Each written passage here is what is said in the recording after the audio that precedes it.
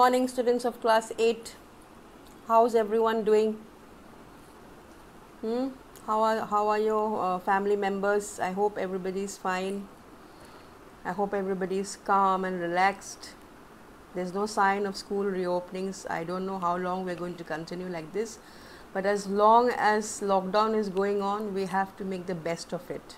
Yes, we have to study. Whatever it be, we have to study, and since this is the only way, so we have to do it. Okay, so today I'm going to start a new lesson that is called Modals, Auxiliaries. And in the last English 2 class, we had done future tense. I hope that is clear. If you still have doubts regarding future tense or past tense or present tense, please let me know. Okay, we will be having the future tense test one day next week. So, but for now, today we'll do modals, and the objectives of these models, of learning modals, is to learn about auxiliaries. Yes, modals, you may think, what are modals, what are auxiliaries? So you will have to learn what are auxiliaries first before learning modals. Modals also are auxiliaries. But today I'm going to move away from the book and teach you something extra, which I suppose you already know, but you have not given a word to it. Okay, we have been doing this since class 1, but maybe you don't know the word that's been given to it. Today I'll be making it clear. Hopefully, if you listen to the video, it will be clear. Otherwise, God help you. So the objective is to learn about auxiliaries and then to learn in depth about modals. Modal auxiliaries. To learn in depth means to go deep into what modals are. Then to learn how to use these modal auxiliaries in sentences, how to put them into sentences and how to make use of them. That is one objective. And the last one, of course, is to enhance your grammar skills. Your grammar skills will be enhanced. You will improve on your grammar skills. Anyway, I am sending you a picture of the objectives, so please copy it down in your copies. Whatever is there, whatever I am sending you in the video as well as pictures, please copy the whole lesson down in your copies. It's all very important. It's all like very, very short notes. So you need to have this in your English 2 copy. So when you submit me your homework, whenever I give you other homework, this has to be there in the first pages of your copy. First, when you start your new lesson, objectives, and copy whatever I have given today, please copy it down neatly in your copies. Okay, that's your homework only. Just copying down what I'm going to send you. I know you can't keep it for long in your phone, so you better copy it and then you can delete it afterwards. Okay, so let's continue with modals. I am going to go slow so that you understand, and if you still don't understand, let me know. Okay, so please continue watching the video. Today we'll do verbs, modals. Today's date is 18, 6 and 20. In my introductory, I have explained, I have done the recap of your future tense. Yes, now objectives. Objectives of learning this verbs and modals. First objective is to learn about auxiliaries. I don't know whether you remember the word auxiliaries or not, but this lesson is about learning auxiliaries, to learn in depth about modals. There are 2 kinds, I will come to that. There are 2 kinds of auxiliaries, but in this particular lesson we are going to learn about modals. To learn how to use these modal auxiliaries in sentences, to learn about the usage, how these modals are used in sentences, and also of course to enhance grammar skills, to improve your speaking. When you improve grammar skills, automatically you will improve your speaking skills. Yes, you need to get your modals correct, your verbs, your nouns, your adjectives correct, and automatically your grammar will improve, your grammar skills will improve. So these are your objectives. Please copy it in your copies. Okay. Now, question of the day. What is an auxiliary? In case you have forgotten, let's see what is an auxiliary. An auxiliary is a helping verb. Helping verb. Like you, for example, you are an auxiliary. You may say, why ma'am, why am I an auxiliary? You are an auxiliary because you are a helping child. You help your mother. Your mother is doing the main work, you are just helping. Your mother is doing the cooking, you are chopping and cutting and washing. So you become the auxiliary kind of thing there, helping. So in the same way, auxiliaries are helping verbs. They help the main verb. they help the main verb.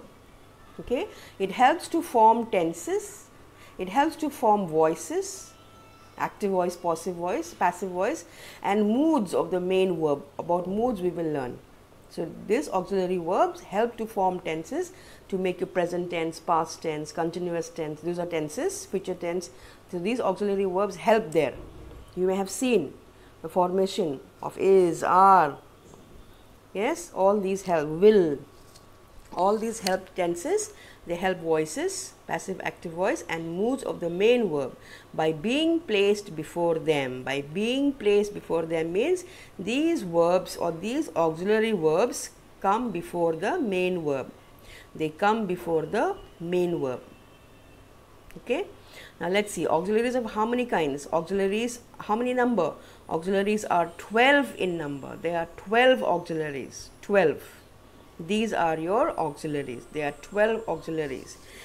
Be, do, have, can, may, shall, will, must, ought, used or used to, need and dare. These are your auxiliaries, your 12 auxiliaries. Out of these 12 auxiliaries, 3 are slightly different. Be, do and have, these are different. I will be coming to that now in the next video. So these 3 are different, and these other 9 are different, but in total they are 12 in number. 12 auxiliaries. There are 2 kinds of auxiliaries. This is one kind and this is the other kind. All these are the other kind. We will do that. So don't forget, auxiliaries are 12 in number. Okay, now let's come to the next video. How many kinds of auxiliaries are there? Don't get mistaken with this. In the previous thing I had told you there are 12 in number. There are 12 auxiliaries in number. Now auxiliary itself, how many kinds? How many kinds of auxiliaries are there? There are 2 kinds of auxiliaries. There are 2 kinds of auxiliaries. First one is primary auxiliaries and the next one is modal auxiliaries. There are 2 kinds of auxiliaries, primary and modal. Primary and modal, 2 kinds, but 12 in number. Now what are primary auxiliaries? Primary auxiliaries are these 3, like I told you in the previous video. There are 3, be, do and have. These 3 are your primary auxiliaries, and these 3 auxiliaries can stand alone, unlike the modal auxiliary, which I will tell you about. Primary auxiliaries can stand alone. They don't need the help of any main verb. They don't need the work of any main verb. They can stand alone. They also help the main verb, but they also can stand alone.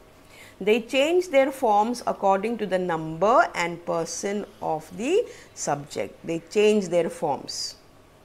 If I say he is, then I have to say they are. I cannot say they is. So they change their forms according to the number and person of the subject. Whatever the subject, and then they change. Whatever number, singular or plural, person, first person, second person, third person, they change according to the subject. Now let's see, what is this be? What is this be? This be is am, is, are, was, were. So if I give you a sentence, say for example, he dash going out, and in brackets I give you fill in the blanks with be. Will you put be in the blank? No, you will put the form of be. I will say he is going out. I will not say he be going out. For these, when I say be, it means this: am, is, are, was and were. Please don't forget this. Yes, be means am, is, are, was, were. Am is with I always. Am comes only with I. Is comes with singular subject. Are comes with plural subject. Was comes for past tense, singular subject. Were comes for past tense, plural subject. Is and are, is comes for singular subject. Are comes for plural subject, present tense. These 2 come for past tense, and these 3 come for present tense. Okay, that is be. Let us go for second one, do. Do. The different forms of do are do, does and did. Do, does and did. These three also will change according to the subject. I do, they do. He does, she does, it does. And did goes for past tense. He did, they did, I did. So these three will go for, these three are the forms of do. Have. What are the forms of have? Forms of have are have, has and had. Have, has and had. Had is again for past tense. This is the primary auxiliary. This is not there in your book, but I am explaining to you. To learn about modals, you must learn about primary. Yes. So now we will do, coming to the main part of the lesson, is your modal auxiliaries. What are modal auxiliaries? May. And what is this in bracket? Might is the past tense of may. Can, could. Must does not have any past tense. Shall, should. Will, would. Ought, need, dare, used or used to. These are your modal auxiliaries. These three are your primary auxiliaries, be, do and have, and these are your modal auxiliaries. If you count 1, 2, 3 and if you count the rest, these will be 12 in total. Now, what do modal auxiliaries do? They express conceptions of the mind. Modal auxiliaries express conceptions of the mind, your mood. This comes to your mood. When I say can and could, it shows which conception of the mind? It shows ability. I can do this. I can.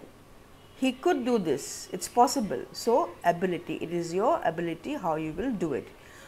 Next one is may and might.